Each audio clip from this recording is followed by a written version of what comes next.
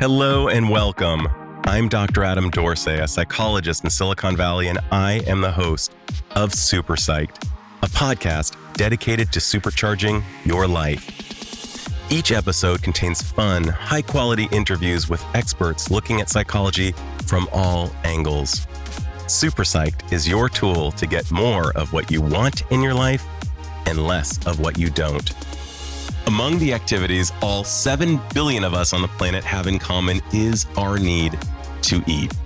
Food allows us to survive, thrive, and for the fortunate, it can bring on immense pleasure. However, how things taste and what we like is unique to us all. But despite our uniqueness, there are certain trends. For example, we order tomato juice on airplanes at a far greater frequency than we do on land. Why is that? And have you ever noticed you can have an entirely different experience of taste depending on how a food or drink is presented, where they're consumed, the type of music that's playing in the background, and even based upon the color of the plate it's served on? These will all be addressed on this episode. Dr. Rachel Herz is a neuroscientist, a professor at Brown University, and a world-leading expert on the psychological science of smell. She is the author of several books, including one on smell called Scent of Desire. Another book of hers is called That's Disgusting, and it takes a scientific look at repulsion. Her most recent book explores the science behind our relationship with food, and it is called Why You Eat What You Eat. I loved this book and couldn't stop smiling as I devoured the audio version. And I am not alone. It was listed among the best food books of 2018 by the Smithsonian and the New Yorker, and has been praised high and low by the press and thought leaders. So join Rachel and me as we explore a journey of the senses and why you eat what you eat. Dr. Rachel Herz, who has asked me to call her Rachel, welcome to Super Psyched. Thank you so much, Adam. It's great to be here. I'm just beyond delighted. I was telling you off air how much I loved reading Why You Eat What You Eat. I was listening to it on Audible and I couldn't take the smile off my face the entire time. It had everything I care about. It was so heavily researched, so info-packed, so relevant, and it was funny. And it was presented in a manner that anyone could understand. Well, you are the best. Can you walk around behind me? This makes my day. And hopefully your listeners will like that comment too. So thank you so much. Oh, I'm so glad. And I'm so glad you got into this field of smell and olfaction. And we'll get into that a little bit more. I actually came across your work when I was actually reading Stan Tatkin's book, and he cited your work in That's Disgusting. That's one of her other books. So one of the things that delighted me was that our sense of taste can be influenced by the context in which we are tasting the thing. Everything from the music that we are listening to, the sounds we are surrounded by, the weather, the color of the plate, the size of the glass that we are consuming our beverage from, all of these things have a massive impact on our experience of the taste of a thing. And I was wondering if you could speak to that. So really what the book is about is really, I want to illuminate people to all the sensory, physical, psychological, social, environmental factors that actually influence our perception of what we're eating and drinking that we usually have absolutely no idea about. And then hopefully armed with this information, people can then go, oh my goodness, maybe I'm drinking this beer so fast because of the shape of the glass. Maybe that'll make me slow down a little bit. Or maybe if I don't want to eat that sweet treat, I should have it on a red plate and then I will eat less of it. So what we see when we eat influences our perception of what we're consuming. And some really interesting research done with the color red demonstrated that red actually acts psychologically like a stop cue, mainly because it attracts our attention. So when we see the color red in nature, red tends to mean things like danger or blood or inflammation. Or in built environments, it's a stop sign for real. It's pay attention, so forth. So when things are red, our attention is drawn to it. So when we have food on a red plate, we're less likely to eat mindlessly. and more likely to eat a little bit more mindfully without even really being aware of it or really trying at all. Because the color of the plate is drawing our attention to the fact that there are 10 cookies on it. And that rather than just, stuffing them in our mouth, if it were a white plate or even a blue plate, we'd be much less focused on what it is we're consuming, even if we're not doing anything else in particular. But because it's red, that draws our attention each time we pick up a cookie. And then that'll make you think, well, maybe I don't want another cookie. Maybe I don't have to have another cookie. So the color red in and of itself helps bring us down to the moment when it comes to food, and actually also works as kind of an alerting, sort of a little bit of a psychological stop sign, and potentially can help us curb and rein in our desire for eat when we're not particularly hungry. So what I'm talking about now is really the case when you're not in a physiological state of hunger, where you really need to eat, where your body is actually in a state of deprivation. This is in a condition where most of us live most of the time, where we're not really starving, but we want to eat some kind of a food. And we're usually fighting with ourselves about why we shouldn't eat that food. And here are some tricks and some tips you can use to try to sort of bring yourself back to the moment and try to rein yourself in. So number one is use a red plate. Number two actually has to do with the size of the plate. So if you put food, most people have probably heard this, that, small plates are better than big plates if you want to eat less. Well, it's not just because of the fact that you can't stuff as much food onto a small plate, which is true. There's just size limitation. And if it's not going to be slipping over the edge, that a small plate doesn't allow you to put as much food on it. But the other thing is actually more psychological. And that is when we see a full plate, we feel more satisfied and satiated and kind of happy about the amount that we're consuming than when we see a plate that only has what we perceive to be a smaller amount of food on it. So if I put the identical amount of food on a large plate as on a small plate, on the large plate, it's going to look like not that much. And even though I'll have consumed the exact amount from a smaller plate, because that plate will have looked full, I will feel more full. I will feel more satiated. I will feel more satisfied with that meal and not want to eat more because I think I missed out on something. So one of the things that happens in today's restaurant world, well, when we were going to restaurants, we're going back to restaurants, is sort of like the giant plates filled with tons of food. And customers really like that. Oh, look how much food I got. That's like something that people like in going to restaurants. Well, also people tend to consume extreme amounts of calories when they go to restaurants, especially when that food is on a big plate. But a way to satisfy the customer without necessarily giving them as many calories is to actually just reduce the size of the plate. And in fact, if you look at the trends in plate size from like the 1950s to now, what was at one point the family serving plate where all the food was brought out is basically the size of a dinner plate in a restaurant. For a single person rather than for an entire family. Exactly. People talk about portion size as being important, and I'm really underscoring how important it is, but not just because of the fact that this is how much food is there and that's all you can eat, but psychologically, when you manipulate that portion size to look larger, you can then feel more satisfied and satiated and happy with what you consumed and not feel like you've gone without and you need to eat more later. Because a lot of how much we eat has to do with how much we think we've eaten and less about how full we actually feel physiologically. You pull back on the curtain and shrouds so many unconscious processes of our brain when it comes to eating, such as eating in front of a TV means we will eat more. Eating with a large group of people means we will eat more. Actually, imagining that what we're eating has more calories than it actually does will prompt our metabolism to kick into a higher gear. And that drinking in a loud bar will cause us to drink more. All of these things blew my mind. And one of the things that blew my mind almost more than anything else was you scratch an itch that I've always wondered about. Why do I order tomato juice on an airplane and I never drink it on land? And you actually answered that question. So can you explain why we drink tomato juice on an airplane? Yes, so this is fascinating research. I was really delighted when I found this study as well. This is not work that was done in my lab. This is work that was done in Robin Dando's lab. He's at Cornell University. And this research was actually predicated on something that Lufthansa, the airline, noticed while they were inventorying how much people were eating and drinking various things on board.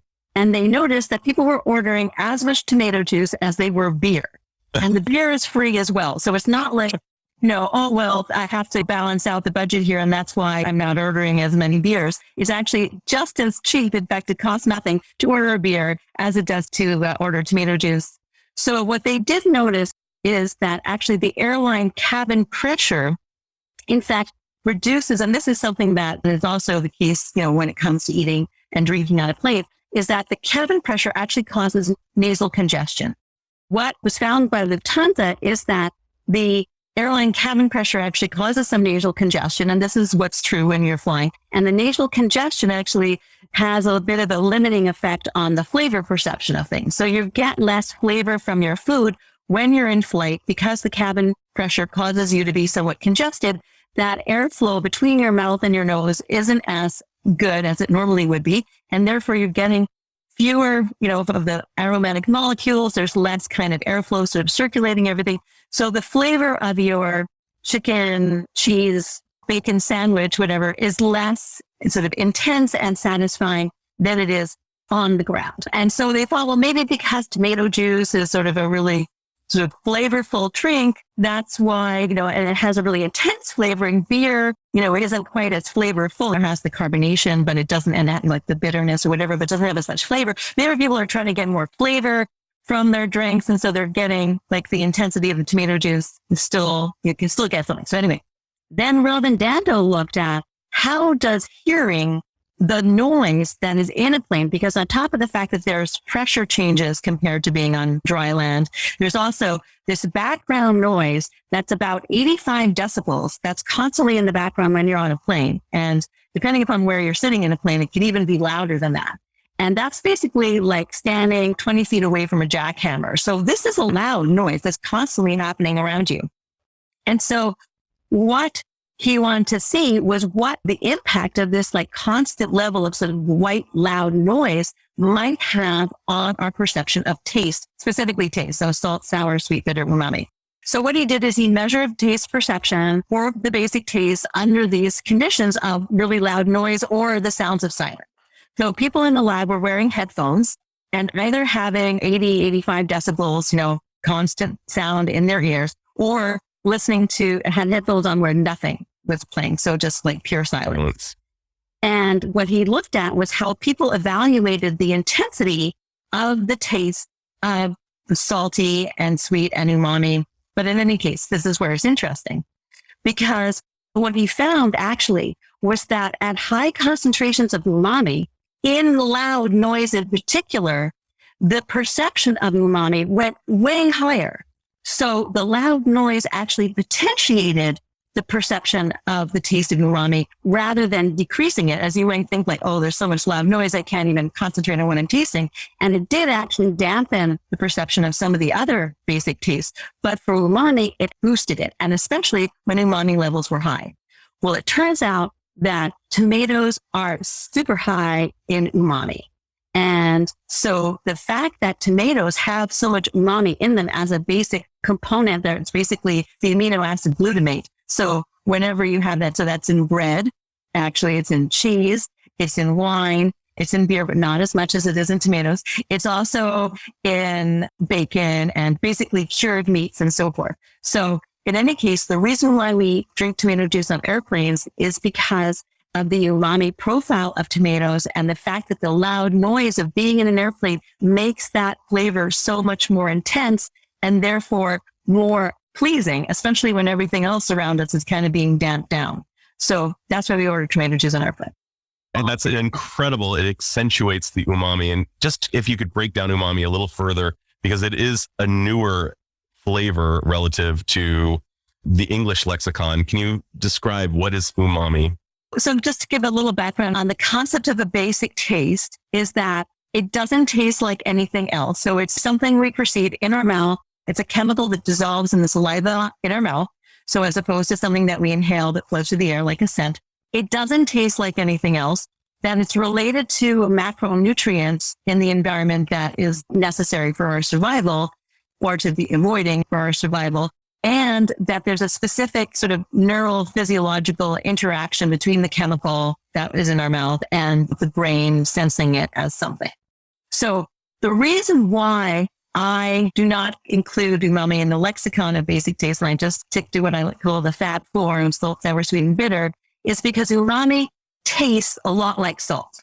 So if you were to be giving someone a taste test of like, tell me what this is, a lot of the times when you give them umami, they say that it's salt. But it fits with the rest of the characteristics, for the most part, of what it is that it's signaling. Because there are specific receptor interactions that are different from the other basic tastes. The only other thing that's also potentially problematic about umami is it does not necessarily signal something that's necessary for us to consume. So if I go through the basic taste of sweet, is a signal for carbohydrate. We need carbohydrates. So even though a potato is not necessarily sweet, it's the carbohydrate, and things like chocolate and sugar and so forth. Those are carbohydrates. They just happen to taste sweet as well. But we need carbohydrates because it's the easiest form of usable energy that we have. So we need calories. And this is, again, basically how we evolved in terms of our food landscape. We need to be able to eat to survive the next day. We need the energy to be able to forage for food and protect ourselves and so forth. So we need fast, easy calories, and carbohydrates give that to us. So we taste something sweet, eat that, because that's going to help keep us alive. So we are programmed already, and people lament this in our current agriculture of abundance, and especially from the grocery store and fast food and everything else perspective. Nevertheless, from the point of view of sort of evolution and how we evolved to perceive things, we needed sweet, and so sweet is innately good. So sweet, yum, turns on the reward centers of the brain, turns on drive and desire, so we are built to want sweet. Sour is a signal for acids. And sour also tells us when things are ripe or not ripe, and is related to fruits. And we do want acids to a certain extent. We don't want extreme acids. So if something is super sour, that wouldn't be good. But a little bit of acid is actually beneficial for our health. Saltiness is also really important. We need salt. We need to consume salt to stay alive. And salt is also connected to protein. Bitter is really important because bitter is something that we dislike innately. And that's because bitter is a signal for bases, so opposite to acids, bases. And that tends to be a signal for something that's poisonous in nature. So that red berry that you shouldn't swallow, if you bite into it, it's going to be super bitter, and that means it's poisonous. The exceptions are the leafy bitter greens that are actually good for us, but we are just like we're innately built to yum, sweet. We are innately built to avoid bitter because better to err on the side of caution. Even if you could have some kale, that might be nice, but better to avoid that poisonous berry. So the bitter reaction is to spit something out, to close off the mouth, to get rid of that. And that actually helps our survival. Umami, people say, is like kind of related to protein, but it's in fact not. So even though it is in cured meat, it's also really high in mushrooms. It's really high in tomatoes and things like that, which are not really a reliable signal. So it's not like, oh, umami means eat that because it's protein. Salt is actually much more reliable in terms of indicating protein. You do talk a lot about bitter, and it's paradoxical that bitter, which can convey a signal that it could be detrimental to our health, is also the taste quality associated with some of the most healthful things like kale and collard greens. And yet I want to talk a little bit about something that totally delighted me, and that is the idea of a super taster. And I love beer, and yet I hate IPAs. And I feel so left out of this conversation. And I felt just incredibly validated as possibly a super taster for not enjoying IPAs. I was wondering if you could speak to what is a super taster and why might a super taster not like certain things, including IPAs? So that's great. I love that you just shared that. And just as a question, do you like endive, the vegetable? I don't think I like or dislike it. It's not coming across my radar as we talk. What about, how do you take your coffee? Every which way, but it was an acquired taste. I love the idea of an acquired taste. I remember Jackie Mason, the comedian, used to have a joke about potato chips versus, say, sushi, which is an acquired taste for many people, that you don't need to acquire taste for potato chips. But for certain coffees, I have acquired a taste. I like it dark. I like it in virtually any preparation as long as it's dark and not acidic. So what about, do you take it with milk and sugar or cream and sugar or black? Yeah, both ways. Well, you're an interesting case. I don't want to necessarily diagnose you as an allergic, although maybe you are. It could also be, this is me wearing my sort of diagnostician hat, but did you get a lot of ear infections when you were a child? I did not. Okay, forget that then. Because it's possible also people who've had lots of ear infections who may not really be super tasters, but that could also change their perception of bitter. But my level of gustatory pleasure seems to exceed that of people I'm with most of the time. So that's a psychological super taster. Psychological one. But the physiology of being a taster, a non-taster, or super taster, actually, it's genetic. So it's whether or not you have versions of a particular gene you have that determines whether or not you're a super taster, what's called a medium taster, or just a taster, or a non-taster. And this directly correlates with the number of the little tiny taste buds you have on your tongue that you can actually see. If you stick your tongue out and look in the mirror, and you see those little dots on your tongue, we actually have 3 different types of taste buds on our tongue, but the ones you directly see, those are genetically correlated with the way that you're represented in terms of the alleles for being a taster, super taster, or non-taster. If you're a super taster, you have actually way more of those little tiny taste buds than if you're a non-taster. And if you're just a taster, you're like Goldilocks, you're right in the middle. So the thing is that if you are a super taster, every taste is way more intense for you. So bitter is actually usually the way that this is tested. And if you were in high school and ever did a test where you had to put some PTC paper on your tongue, and if it was bitter to you, or maybe you did or not, or you didn't really taste it, if that PTC paper was really bitter to you, then you're a super taster. If you couldn't taste it at all, you're a non-taster. And everything in between. The middle road is kind of hard to. Sure, that's just the way that I'm describing it. But in any case, being a super taster means bitter is extremely intense to you, but so are other things. So the creaminess of ice cream, or the unctuousness of butter, the saltiness of various foods, the sweetness of various foods, the burn of a hot pepper, and so forth. So everything is extremely intense in your mouth. Now, super tasters, as a function of that, there are more chefs who are super tasters than not. But I do know some famous chefs who are actually non-tasters, like not just tasters, but actually non-tasters.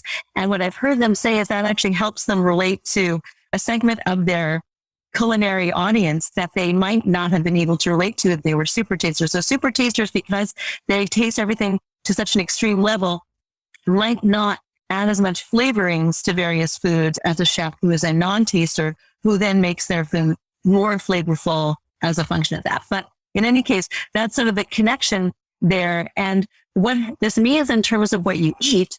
So super tasters actually avoid the healthy bitter greens, and in fact are at somewhat higher risk for certain kinds of cancers as a result, because those very healthy bitter greens are very high in antioxidants and other macronutrients that are really sort of anti-cancer. So that's the negative. You have to make yourself eat the Brussels sprouts and the endive and so on. Now, a trick, the one taste actually that although they tasted as reasonably strong, they really like is salt.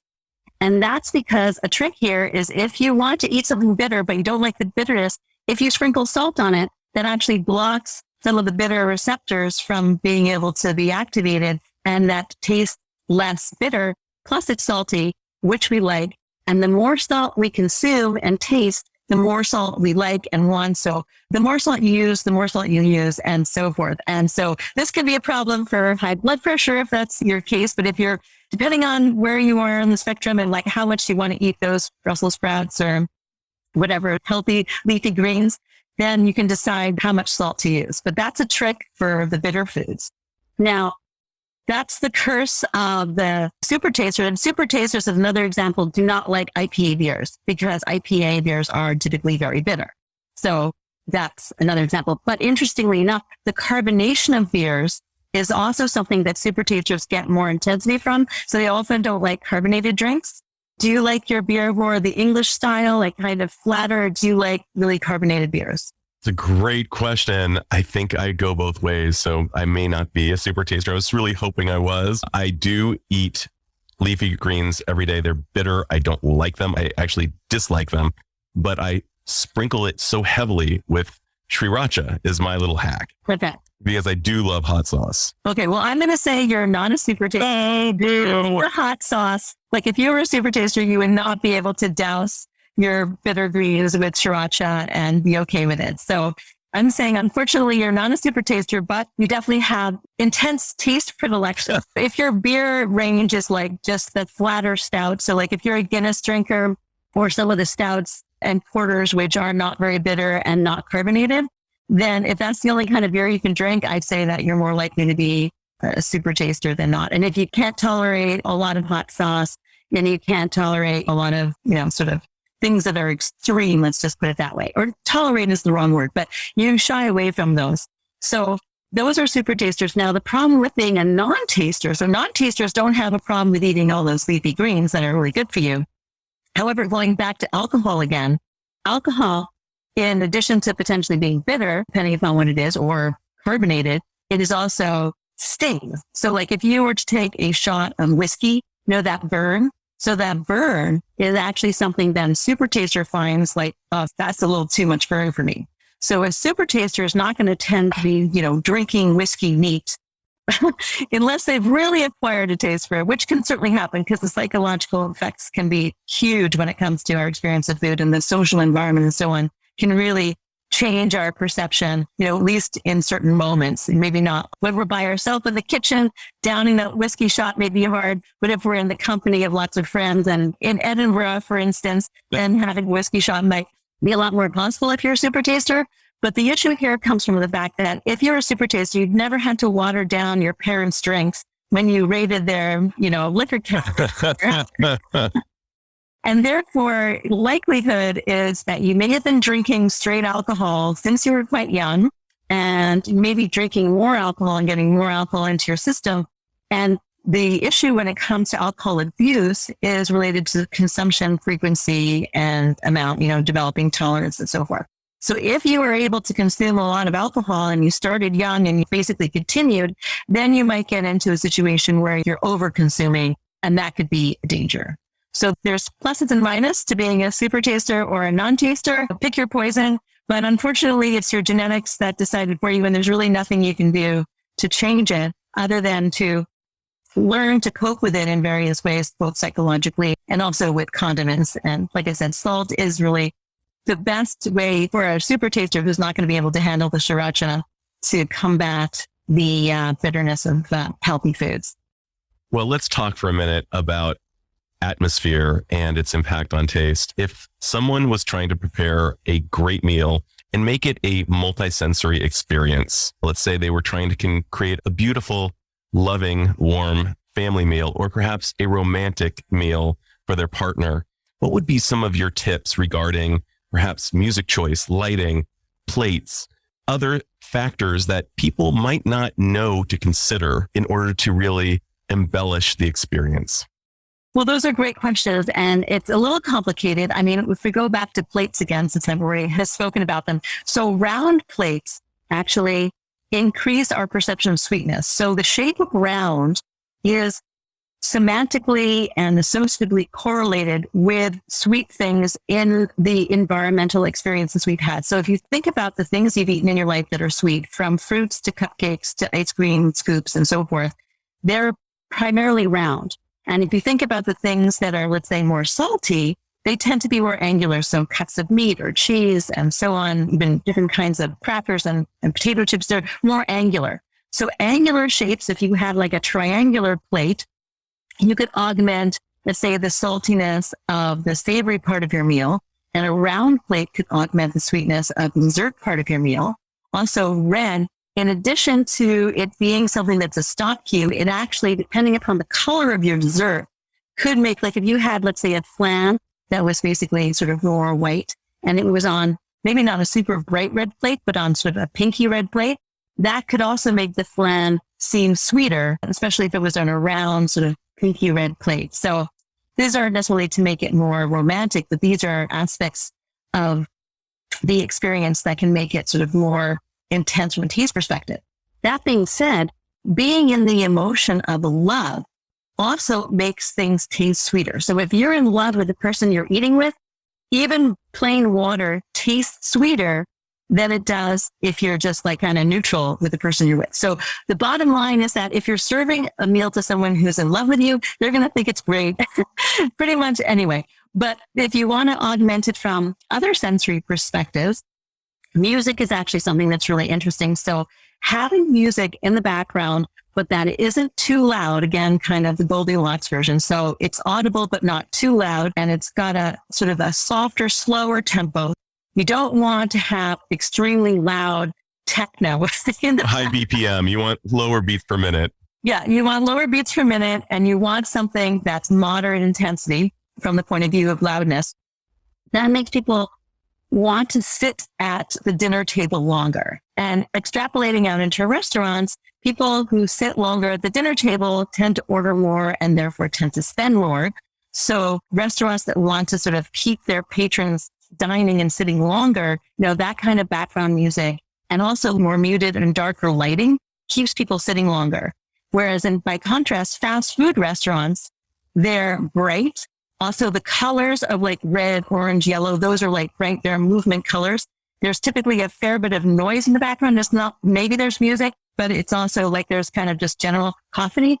Architecture is also something that tends to perpetuate sort of the bouncing of sounds off walls. There's no like sound attenuation in fast food restaurants. And the word fast, from the point of view of people dining in the restaurants, they want people out.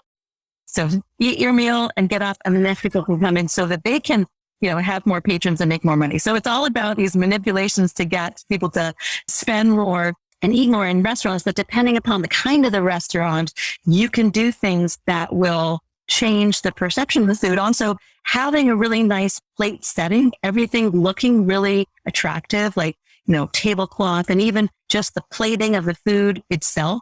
All those things make the diner think that there's a higher quality to the food that they're consuming. So they then appreciate the food more, and they appreciate the person who has presented the food to them more.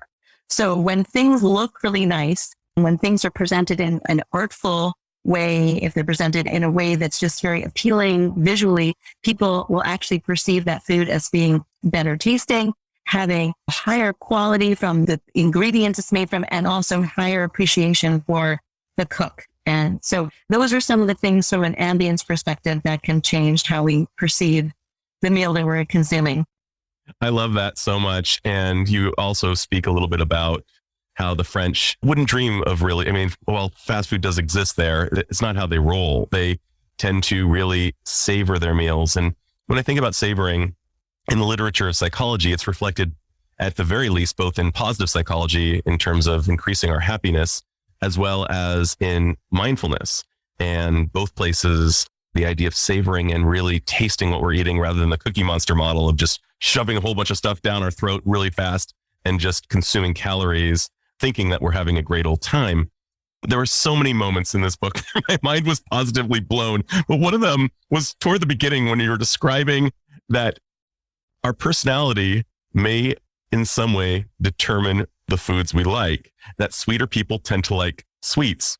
And I found myself both delighted by that and curious to know more, as well as to know about the chicken and the egg thing in terms of, do sweeter people like sweeter food, or do people become sweeter as they consume sweeter food? So I found myself delighted by that, by the way. So the question is really unanswered at this point in time, but I think potentially there's more of a sociological influence than not. So I would say that it's rather likelier that people, as a function of eating sweeter foods, may become sweeter because the taste of sweet itself is like, it's something that lights up the reward and the pleasure centers of the brain. You can't control it. It just happens. So instantly that you taste something sweet, you don't even have to swallow it, but the taste of sweet is like an instant little shot of happiness. Now, the problem, of course, in today's society is also that we give ourselves too many instant shots of happiness in our mouth, and that we're swallowing them. And therefore, now we may end up feeling like, oh no, look how much I've eaten. Then we feel guilty and upset, and then it becomes this tortured thing, and then we're not happy at all. But if you can just sort of cut the sort of equation down to the taste of something sweet, that pleasure that we experience, that little hit of happiness, makes us momentarily nicer. And it's actually the case that if you have a difficult meeting that you're going to, or you want people to get along and you're going to have to discuss some maybe contentious things, and you bring sweet baked goods to the meeting, you are going to have better collaboration, better getting along with everyone, more agreement, buy-in, whatever it is, than if there was nothing there to eat. And that's for a couple of reasons. One, is the fact that, you hosted the meeting and you brought something and people like that. So people appreciate food in general, but eating a little bit of something sweet as opposed to, let's say, bringing pizza will actually momentarily make people feel more agreeable in general about life. And therefore, kind of kinder, more benevolent overall. Now, like I said, these are fairly short-lived effects. So in your short meeting, this can definitely work. But in terms of the long term of lifespan and personality and so forth, what is really going on with this finding? So it was actually found in this study that people who other people evaluated as being quite sweet and kind also rated themselves as having a penchant for sweet tasting foods over other types of foods. Now, there's been another study that's also found that people who are more extroverted tend to also be people who like more spicy foods. So these ideas are kind of correlated with what we sort of like these associations we have, connotations with personalities and basic taste experiences. So you'd think that someone who was extroverted and so forth potentially would like more spicy foods because those concepts go together.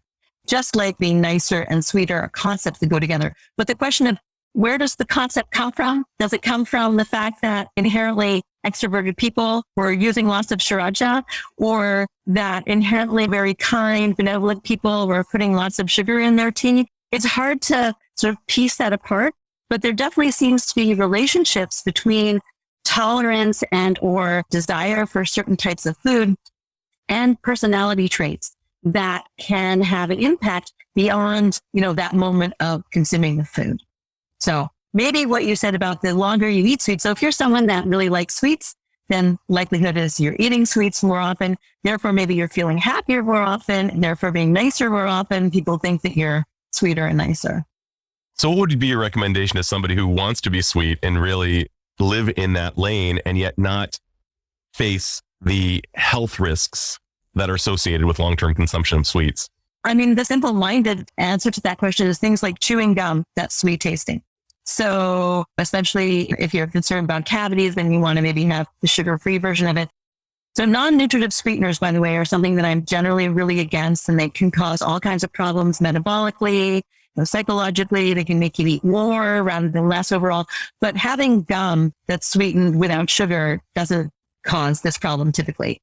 Anyway, so if you want the taste of sweet and you don't want to swallow, chewing gum or little mints like Tic Tacs or small little candies, which don't have many calories, but that give you the little sweet hits that you can then maybe feel a little bit happier. Now, the problem is that you don't want to sort of be doing it constantly, because the more we consume something of the same taste and or flavor, we end up getting what's known as sensory specific satiety. Just imagine this, you've been eating sweet, and then the next bite of sweet, you hardly taste the sweet anymore. And that's because you basically dulled out to that sensory component. Now I give you something salty and you're like, oh yeah, it's salty. I'm really tasting the salty. Then after a while of eating the salty, it doesn't taste so much anymore. So then you flip back to the sweet. And this is a problem for people who are binge eaters, tend to flip flop between those two tastes, because after eating a whole bunch of one, then they don't really taste it anymore and they want, more of that intensity. So they go to sort of the opposite taste in a way. But the point is that popping a little sweet candy in your mouth that's lower in calorie or gum and so forth periodically could give you that sweet hit without many calories and without many negative consequences, as opposed to eating cookies and donuts every time you feel like it. Absolutely. And you're speaking to the idea of habituation, so relevant in substance abuse and addiction, that we need more as we consume more. And I'm finding myself going back to Bob Stahl, who taught me mindfulness-based meditation. And one of the things that he brought us was a raisin. And of course, a jelly bean could be substituted. But usually when I consume jelly beans, I eat them by the handful. I just love jelly beans. But when done mindfully, one jelly bean can really render a tremendous experience and can last a very long time. So to your idea of placebos in the form of Tic Tacs, or in this case, it could be like one jelly bean at a time or one M&M at a time over a long period of time, perhaps, and really savoring each one. Perhaps that might be a way of maximizing the effects of the sweetness without having to consume nearly as much. Yes, absolutely. And another thing that I like to do, and I do this to myself even personally, is not only I really like, let's say, doing the one M&M at a time, which is a little bit different than the gum example, because the gum also, if it's in your mouth for a while, you stop being able to taste it as well. So really like the one M&M at a time, but also giving yourself this little treat as a little reward. If I sit at my desk and write another paragraph, I will then give myself an M&M. So not only is it, something that tastes sweet, but you've even coded it as a reward. So like, woo, look what I got. I've got to add to that because it's as if you were with me when I was doing my dissertation. I swear, hand to God, when I was writing my dissertation, it was all about me and Skittles. I would get the reward of the Skittles at the end of a few pages. So it was like a rat doing a maze, and Skittles totally worked on my reward center. Well, something else about Skittles and M&Ms, they all have the exact same flavor. So if you close your eyes, I give you a Skittle. I don't care if it's green, it's yellow, it's blue, whatever. Same thing with M&Ms. They all are the exact same taste / flavor in your mouth. Wait, hold on. About M&Ms, I totally get that. And by the way, as a child, you mentioned this in the book, the brown M&Ms, when I was a kid, I definitely thought they tasted better because they reflected chocolate. But the Skittles, you're telling me, actually taste the same? I'm telling you, they actually taste the same. Do you realize now I have to buy a whole bunch of Skittles and challenge my family tonight after dinner? Yeah. This is great. I love that. I want to pivot to your original source, and that is olfaction, otherwise known as smell. I tell you, you're one of these people that I wish I had like a USB cable and I could just download everything into my brain because it's so much fun and it's so relevant to our lives. One of the things with which you take issue is that the sense of smell is not really appreciated, both by the masses as well as by insurance companies in the face of loss of the sense. 85% of one's life will be reimbursed. The value of one's life will be reimbursed by an insurance company if someone loses their vision. And yet losing one's olfaction, or their sense of smell, which has a multitude of long-term effects, yields like, I forget, was it like 15%? It was a tiny amount. No. Between 1% and 5%. Oh my gosh. Yeah. So let's talk about what happens. Like, why do you value this? I value the sense of smell. And by the way, a little tangent. I remember being in physio psych because I know you took these classes and dissecting a sheep's brain and seeing the olfactory bulb's close proximity to the limbic system, which is where memories and feelings are stored. And my favorite smell, you mentioned in the book that you're not averse to the smell of skunks. And in fact, you like it. And I love the smell of East Coast basement, because that's where I slept when I was at my grandpa's house, which was my favorite place in the entire world. And so if I smell East Coast basement, I'm happy as can be. But let's talk about the sense of smell, this underappreciated sense, and why you value it so much and what can happen when we lose it.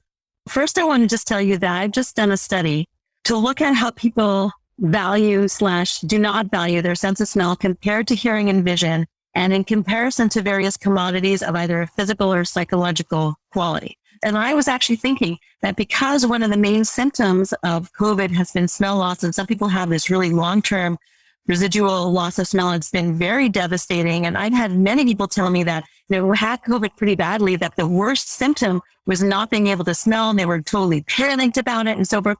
So I thought maybe because also there's been so much popularity, so much writing about it, so that things might be getting a little bit better for smell. So this was a study that I just did in this last, 6 months. So I had two groups of people, undergraduates, and then people who I'm calling them the general population. They're older and they're professionals. Anyhow, so I had undergraduates and then I had older, sort of more professional people in the study, and several hundred of each group, and then evaluating, their sense of smell, hearing, and vision in comparison to the questions were set up with what would you rather lose? Your sense of smell or X, your vision or X, whatever. And I'm not joking. When faced with the question of what would you rather lose, your sense of smell or your cell phone? Oh my God, no. Yes. Oh, please.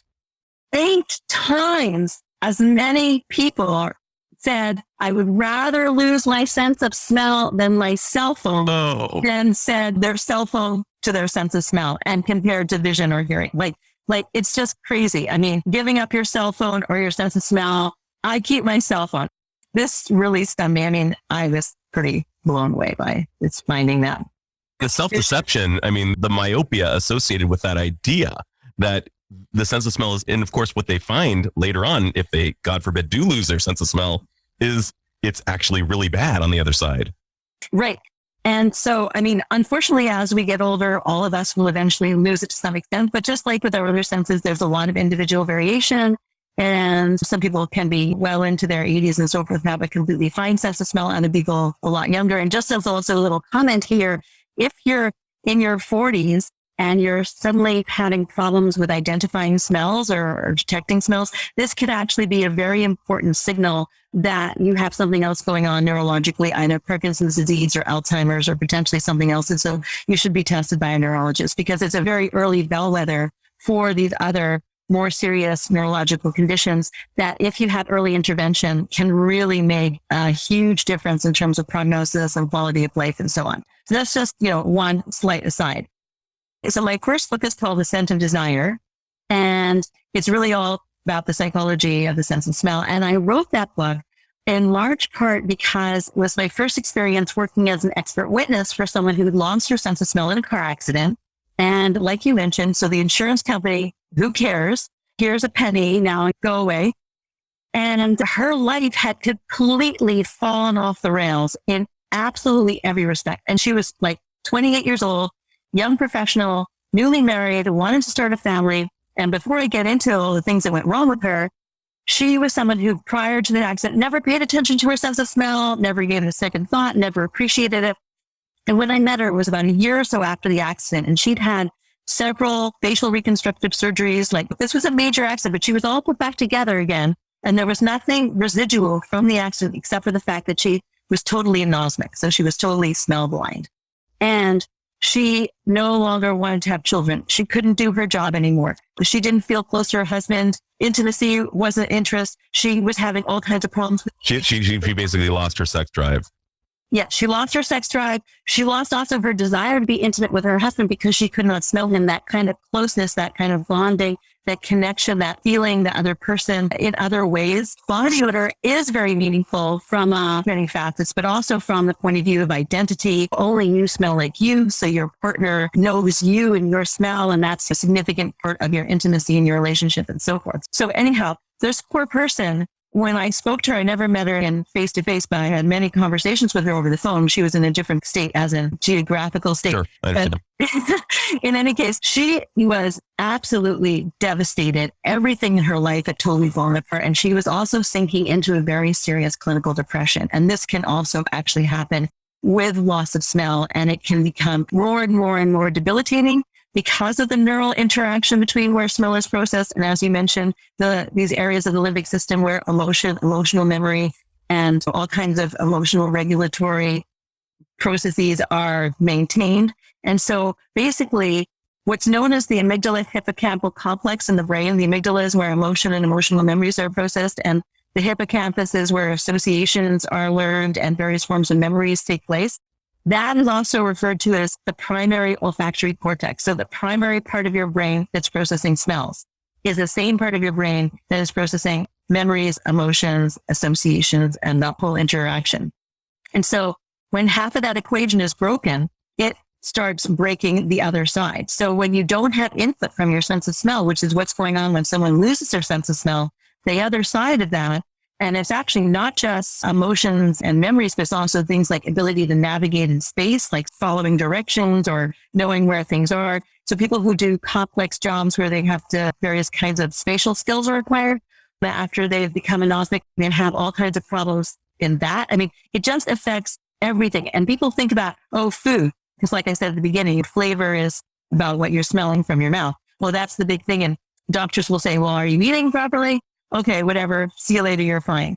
But it is literally everything from sexual intimacy to figuring out how to get from one place to another, to your emotional health, to your sense of self, your identity of who you are, and everything to do with quality of life can fall apart. It can be really disturbing and unfortunately tends to be progressively debilitating. The comorbidity of anosmia and all of these other potential side effects of it. It's so compelling, and I had no idea. And the idea of the Fruit Loops guy saying, follow your nose. I mean, apparently out in our proprioception, our ability to kind of self-manage in the world relative to our bodies and where we are relates to our sense of smell as well. And I never would have considered that. Let's talk a little bit about what actually caused you don't know this, but when I first found out about your book, That's Disgusting, I had to interview you. I was just like, oh my gosh, this is going to be the greatest thing ever. And I started geeking out to you and started reading up on you. You've discussed both how it manifests in terms of taste, as well as how it can even be reflected in our moral compass. And just as a side note, if you're open to even throwing these around, for whatever reason, there are 3 foods that totally and completely disgust me. They include canned tuna, chopped liver or liver of any kind, and hard-boiled eggs, particularly in egg salad. But anything relating to any of these 3 things, I am so grossed out. I actually have to move myself away from it on average. Well, I mean, this is real speculation here, but one of the things I would potentially comment on, and we didn't really talk about this so much when we were talking about food earlier, but there's a texture issue here that maybe you're relating to. So the canned tuna, if you have the tuna salad with the mayonnaise, or the chopped eggs with the mayonnaise, or the chopped liver with the mayonnaise, you get this sort of potentially the texture of that sort of mixture stuff. There's something that puts you off. There could be also smell features. I think it's more on the olfaction.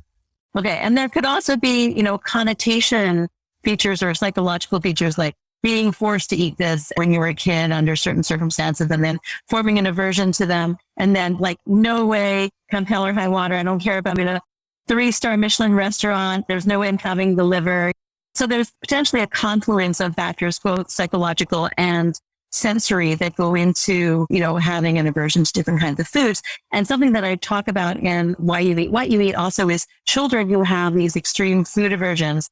And the clinical term is avoidant restrictive food intake disorder. Also we'll talk about very finicky, very picky eaters and so forth. And parents get very upset about this, and often can translate into the parents themselves having a little discord in their relationship and how we're going to deal with Johnny anymore. And it can have all kinds of ripples that can be really bad overall for the whole happiness system. Yeah. But the issue here is actually, something that's quite interesting is really sensory that's going on with these kids. And there seems to be also various, we use this term before, comorbidities, often with OCD with these kids or anxiety. But food becomes this really terrifying space. And needing to control that space and only having it restricted to very limited sensory experiences. So for instance, just white food. So I'll have white bread, and I'll have some yogurt, and I'll have some plain white crackers. Sort of food concepts can get very rigidly in place for a child and can be very hard to break out of, because what adults who are dealing with children like this don't understand is that the food is not just I'm being obstinate or I don't like it. The food actually has become terrifying. The food is actually something that is as menacing to the child as someone pointing a gun at them. And that it's not that they just don't want to eat it because they're being a brat. They really feel as though this is really a terrifying experience to eat it.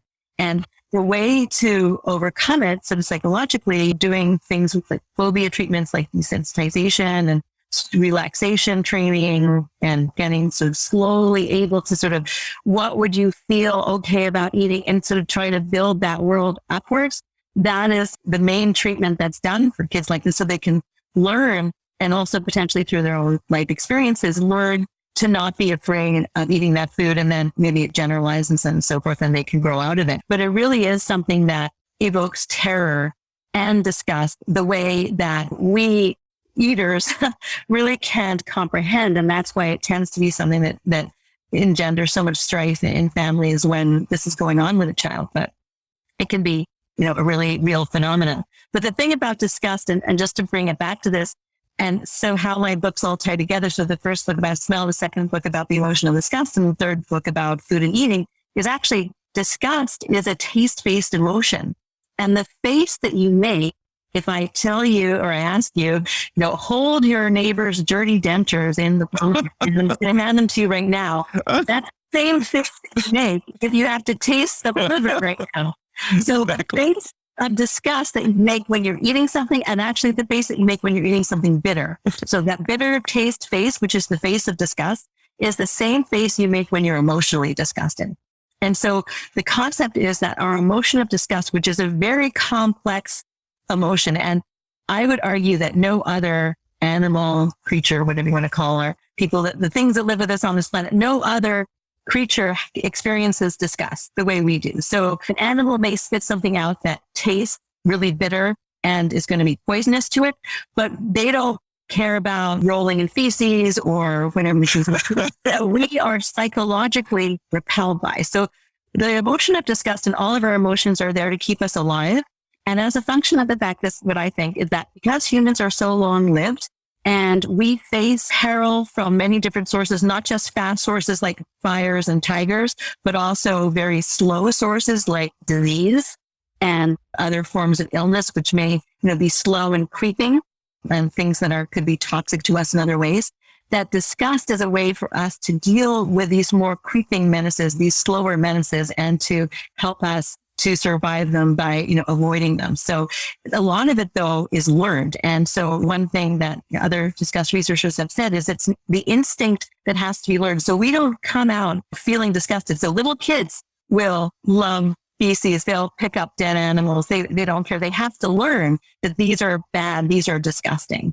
And once it's learned, it's very ingrained in there. But in any case, it is scaffolded on this basic innate response to reject bitter taste. And that's what we share with other animals. But everything else that's more cognitively complex, that's a purely human phenomenon. Fascinating.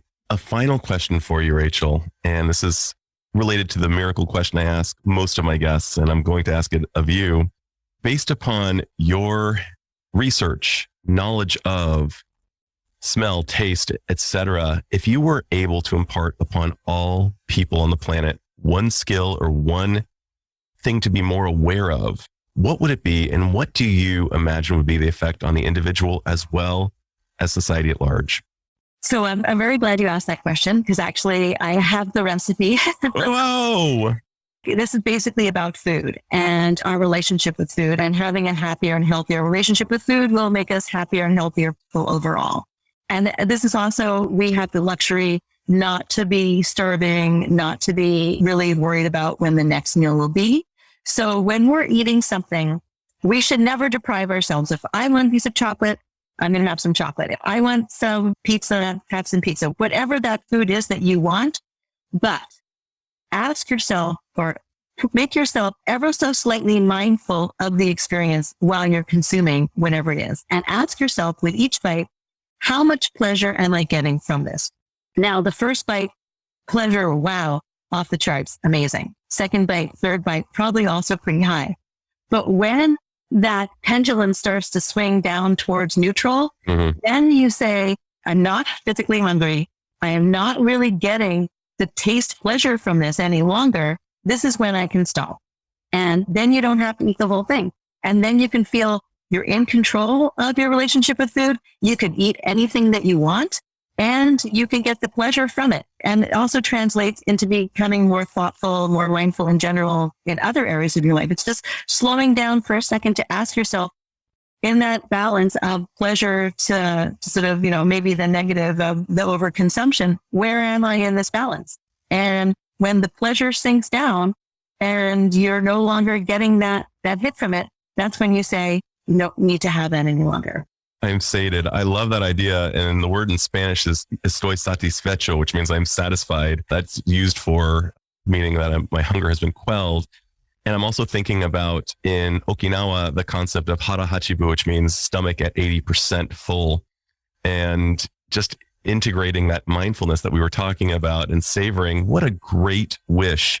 And I would imagine that if we were able to rock that most primal of skills, to be more aware of our regulation about how much we were taking in, that would have broad implications to other areas of our lives, that it would really inform our need for retail therapy, perhaps our need for God knows what, dopaminergic quest. So I love that idea.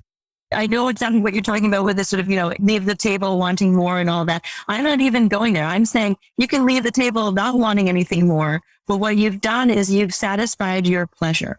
And you're aware, because, eating is the one pleasure that every human shares in, and we need to do every single day in order to stay alive.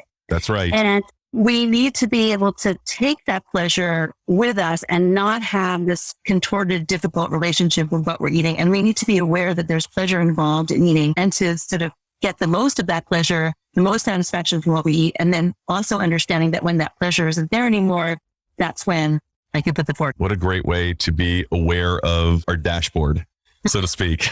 I love it. Well, Rachel, I'm so grateful for taking time to speak with me and share your wisdom with my listeners. I'm so grateful to you for your contributions to the field. Such an important place you have filled, and you appear to be just not even coming close to slowing down. So I just can't wait to see what you produce next. I hope one day to have a meal with you and to discuss that meal while we're having it in real time. And I just want to thank you so much for everything that you've done. Well, thank you so much for having me on. I really love this conversation. So it's been a feast. Right on. This is Dr. Adam Dorsey thanking you for listening to Super Psyched. If you know anyone who might like it or who might benefit from listening, share it. And if you like the episode, please hit subscribe.